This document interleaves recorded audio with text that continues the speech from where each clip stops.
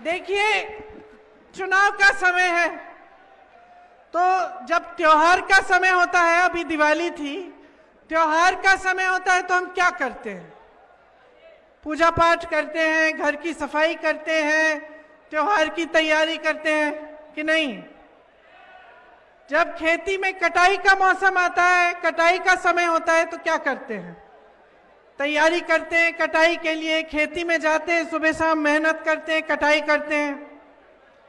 चुनाव का समय आता है तो हमें क्या करना चाहिए? कौन बताएगा?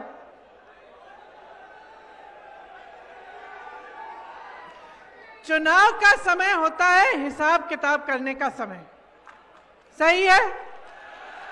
ये आकलन करने का समय कि भाई हमारे लिए हमारी सरकार ने क्या किया है, हमारे लिए हमारे विधायक ने क्या किया है, और देश में जो परिस्थितियां हैं उनको ठीक तरह से समझने का समय होता है। कभी कभी लोग कहते हैं कि भाई हम तुम्हारे धर्म के हैं, हम तुम्हारी जाति के हैं, इसी आधार पर हमें वोट दे दो, कहते हैं।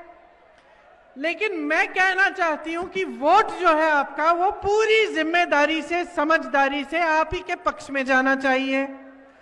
और ये जो चुनाव का समय है, इस समय ये समझना कि आपकी भलाई के लिए कौन काम करता है और आपको नकारता कौन है, ये बहुत जरूरी है।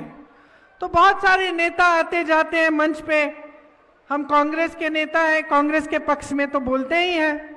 भाजपा के नेता आएंगे, वो भी भाजपा के पक्ष में बोलेंगे।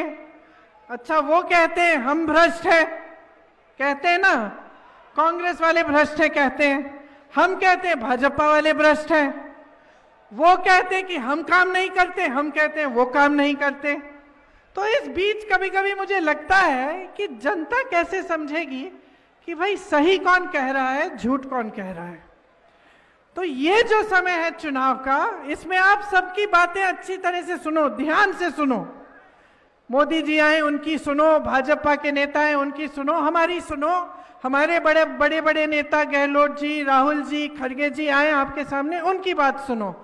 लेकिन जो आपका वोट है, जो आपकी सोच है, वो बहुत ही मतलब तीखी होनी चाहिए। आपको सोचना चाहिए कि किस तरह से इन सब की बातों में से हम सच्चाई को निचोड़ के निकालें। ये आपकी बड़ी जिम्मेदारी है।